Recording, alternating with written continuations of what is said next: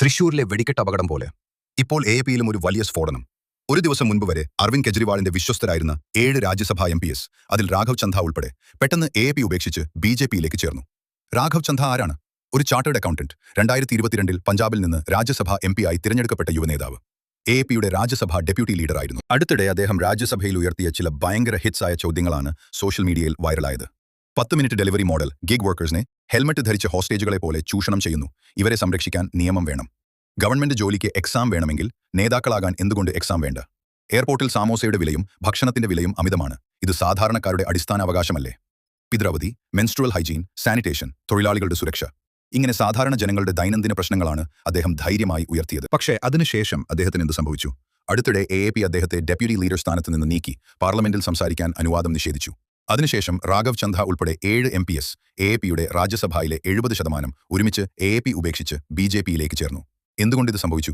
രാഘവ് ചന്ധ തന്നെ പറഞ്ഞത്, ഞാൻ 15 വർഷം രക്തവും വിയർപ്പും ഒഴിച്ച് വളർത്തിയ എപി ഇപ്പോൾ അതിന്റെ അടിസ്ഥാന തത്വങ്ങളിൽ നിന്ന് പൂർണ്ണമായി വ്യത്യാസപ്പെട്ടു. പാർട്ടി ഇനി രാജ്യത്തിനോ ജനങ്ങളുടെ താൽപര്യത്തിനോ വേണ്ടി പ്രവർത്തിക്കുന്നില്ല, വ്യക്തിപരമായ ലാഭത്തിനു വേണ്ടി മാത്രം. മറ്റ് MPസും ഇതേ കാരണം പറഞ്ഞു. പാർട്ടിക്കുള്ളിൽ സ്വാതന്ത്ര്യമില്ല, അവസരമില്ല, തീരുമാനങ്ങൾ ഒരു ചിലരുടെ കയ്യിൽ മാത്രം. എപിയുടെ വശം എന്തു പറയുന്നു? കേജ്രിവാളിന്റെ പാർട്ടി ഇതിനെ ഓപ്പറേഷൻ ലോട്ടസ് എന്ന് വിളിക്കുന്നു. BJP ഞങ്ങളുടെ MPയുടെ ED, CBI ഉപയോഗിച്ച് ഭീഷണിപ്പെടുത്തി വിലയ്ക്ക് വാങ്ങി എന്നാണ് അവരുടെ ആരോപണം. ഇപ്പോൾ ഏറ്റവും വലിയ ചോദ്യം, ഭരണഘടന എന്ത് പറയുന്നു? 1985 52ാം ഭരണഘടന ഭേദഗതിയിലൂടെ കൊണ്ടുവന്ന ആന്റി ഡിഫെക്ഷൻ ലോ 10ാം സ്കെഡ്യൂൾ ആണ് ഇതിന്റെ അടിസ്ഥാനം. ലക്ഷ്യമെന്തായിരുന്നു? രാഷ്ട്രീയ നേതാക്കൾ പാർട്ടി മാറി മാറി സീറ്റ് നിലനിർത്തി ജനങ്ങളെ വഞ്ചിക്കുന്നത് തടയുക. നിയമം എങ്ങനെ പ്രവർത്തിക്കുന്നു? ഒരു MP ഒറ്റയ്ക്ക് പാർട്ടി മാറിയാൽ സീറ്റ് പോകും.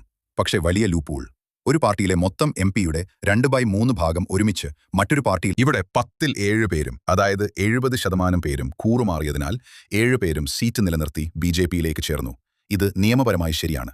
പക്ഷേ നെഗറ്റീവ്സ്: 3-2 പേർ മെർജ് ക്ലോസ്, മാസ് ഡിഫെക്ഷന് വഴി തുറക്കുന്നു, പാർട്ടി ഡിസിപ്ലിൻ തകർക്കുന്നു, പണം, ഭീഷണി, ഹോഴ്സ് ട്രേഡിംഗ് സാധ്യമാക്കുന്നു, ജനങ്ങൾ വോട്ട് ചെയ്ത പാർട്ടി ശക്തി നഷ്ടപ്പെടുന്നു. സാധാരണ ജനങ്ങൾക്ക് എന്ത് മനസ്സിലാക്കണം?